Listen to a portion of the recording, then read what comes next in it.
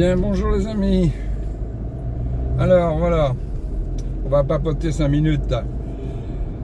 Je vous avais dit que j'avais l'intention de revendre ma maison, devenue beaucoup trop grande pour moi, hein, puisque maintenant je suis seul depuis 1 an et demi, et bon voilà. Et c'est fait, elle est vendue. J'ai signé le compromis il y a quelque temps, et j'espère bien être parti pour le mois de septembre. Bon, alors il est bien évident que pour ça il faut quand même que la personne qui me l'achète ait ses prêts.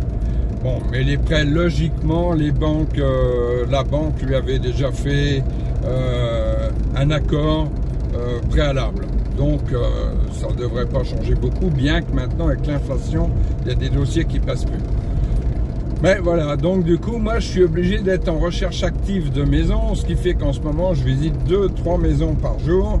J'essaie de me trouver quelque chose qui soit à peu près à mes goûts, quoi, bien sûr, hein, parce que j'ai pas l'intention de me retrouver à vivre dans n'importe quoi.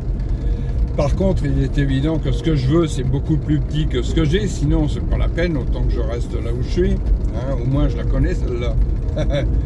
Et donc voilà, j'essaie de trouver quelque chose de bien dans une surface d'environ 100 à 110 mètres carrés maxi.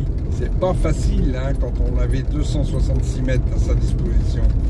Bon voilà, va falloir quand même envisager certainement de me séparer de certains meubles, parce qu'évidemment je pourrais pas tout faire rentrer dans moitié moins. Ça me paraît impossible. Alors on va voir. Je suis en train d'étudier la question, en train de rechercher un petit peu quelque chose qui me donne des possibilités de vivre dans de bonnes conditions, parce que petite maison, ok, mais maison agréable quand même, quoi, hein, si possible. Ah oui, bon, alors je ne sais plus par où je vais là. Mais maison agréable quand même. Alors j'en ai pour le moment vu quelques-unes. Le problème c'est que actuellement vous savez qu'il y a encore beaucoup de maisons avec chauffage au fioul.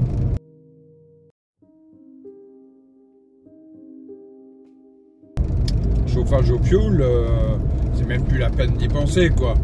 À 1,55 € le litre de fioul, ben oubliez, hein. La plupart des gens, ils vont tout changer. Le truc, c'est qu'on vous vend une maison en vous disant, oui, oui, chauffage central, chaudière révisée, impeccable et tout, mais chaudière à fioul. Ça veut dire changement de chaudière.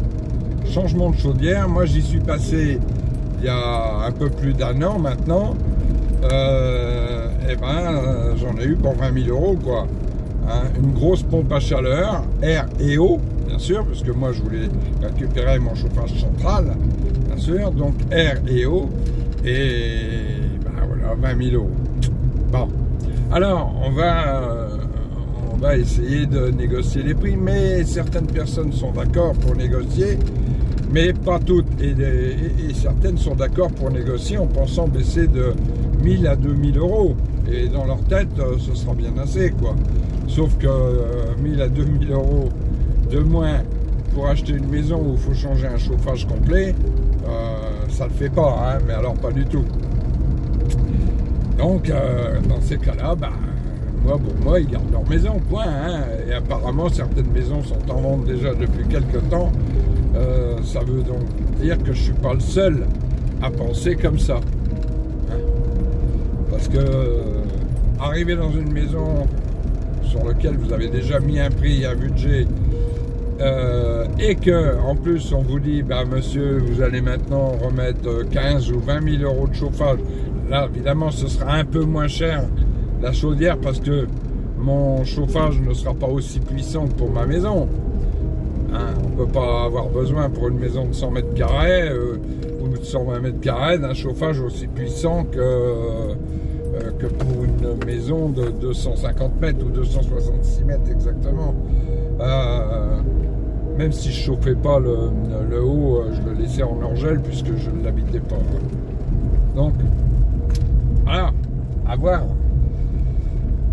Seulement, ça fait vite monter les prix, d'autant plus que bien souvent vous arrivez dans une maison, bon ben je dirais que tout ce qui est peinture, papier peint, j'en passe et des meilleurs, ça vous convient pas, donc vous êtes obligé de les refaire, c'est encore des frais quand même, hein.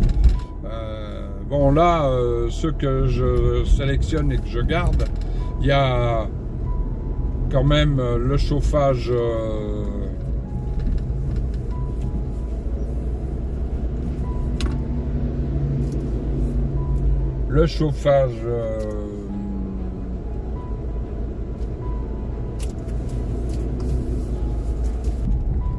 oui, donc celle que je sélectionne actuellement, il y a quand même bien sûr les fenêtres, portes et tout ça en double vitrage. Il y a toutes ces choses-là qui, eux, ne seront pas à changer puisque c'est déjà moderne. Toutes celles où vraiment il y aura trop de frais à faire, je les prends pas parce que qu'est-ce que vous voulez que je vous dise, ça sert à rien d'acheter une maison, ou alors il faut qu'on fasse un prix qui soit très bas. Voilà, quand je dis très bas, c'est vraiment très bas, hein. J'ai pas l'intention moi de me lancer dans des frais de réflexion pour une maison qui vont m'amener au prix d'une maison neuve, quoi. Bon, je me dirais que j'ai pensé à une maison neuve, hein. Le seul petit truc, c'est que si je fais construire une maison, je rentrerai dedans dans 1 an. Eh oui. Eh bien, qu'est-ce que je fais là pendant mes 1 an avec mes meubles, avec tout ça? Ça va dire garde-meuble. Bah, garde-meuble, pendant 1 an, ça fait mal, hein, quand même. Un garde-meuble, quand vous avez beaucoup de meubles comme moi j'ai là, eh ben, c'est quelque chose du genre de au moins 600 € par mois. Ah oui, ça fait mal. C'est le prix d'un loyer. Bon, le reste, je m'en fous, moi. On a notre camping-car, on peut vivre facilement dedans. Pendant 1 an, ça, c'est génial. On se balade et puis c'est tout. Et encore que, quand vous faites construire, il ne faut pas hésiter à aller jeter un coup d'œil de temps en temps. Mais enfin, bon, c'est tout. J'ai supprimé l'option maison neuve parce que, bah voilà, c'était pas trop réalisable vu le délai d'attente pour une maison. Donc, j'ai sélectionné maison ancienne avec très peu de travaux. J'en ai même vu une qui était avec aucun travaux à réaliser, mais le gars la vend plus cher qu'une maison toute neuve de maintenant, qui, vous savez, sont en consommation énergétique, je dis pas 0, mais presque, quoi. Ça peut pas aller. Faut savoir quand même que si vous achetez une maison neuve 250 000 €, le gars peut pas, parce qu'il l'a fait construire il y a 1 an, vous la vendre 300 000, quoi. Faut pas abuser des bonnes choses, hein. Je veux bien que l'immobilier soit un assez bon placement, mais à ce point-là, c'est quand même un petit peu exagéré. Bon, alors ben voilà, donc on va également commencer à préparer notre voyage pour le Maroc. Alors, bien sûr, vous allez me dire, bah oui, mais avec tout ça, comment tu vas faire? Ben j'en sais rien, parce que j'ai plusieurs petits problèmes là. Si ma maison, je l'ai un peu trop tard, il faut quand même bien que je déménage, que je mette mes meubles, même quitte à faire vraiment mes aménagements perso quand on rentrera du Maroc. Ça, c'est pas vraiment problématique encore. Mais j'ai pas que ce point-là. J'ai Mademoiselle Snoopy qui va très certainement nous faire des petits. Alors bon, c'était prévu qu'elle fasse une portée avant d'être vaccinée, de façon à ne plus avoir de problème. Parce que les chiens, ou les chiennes très exactement, parce que les chiens font pas de portée. Les chiennes, le problème c'est qu'elles attrapent des tumeurs aux mamelles qui peuvent être complètement néfastes, c'est-à-dire qui peut les faire mourir, c'est une sorte de cancer, hein, d'ailleurs. Hein. Et à partir de là, plus vous attendez, une fois qu'elles ont commencé à avoir leurs règles, on va dire, quoi, hein, et plus vous prenez de risques. Alors, là, elle a déjà eu 2 fois ses règles.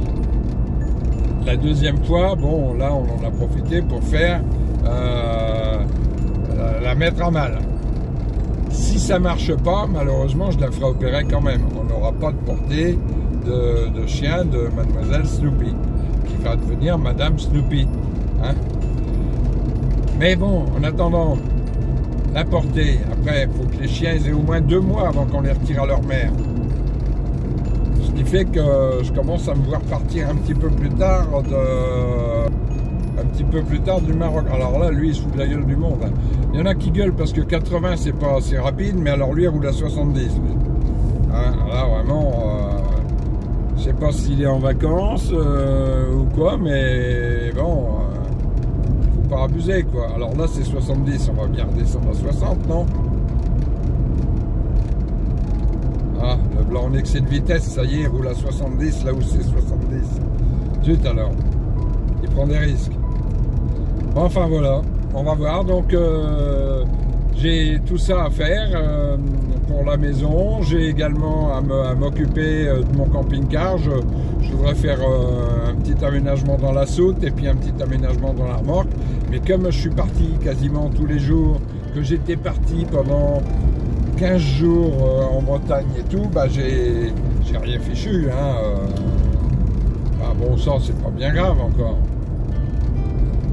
N'est pas fait là pourra être fait dans les 65 années qui viennent, hein. Mais bon, voilà, on va essayer quand même d'être à peu près dans les temps. J'essaie de me débrouiller pour pouvoir partir au mois d'octobre comme prévu.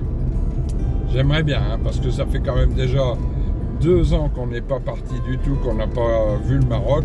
Franchement, ouais, ça manque, hein. Et les copains nous manquent également. Donc, Inch'Allah.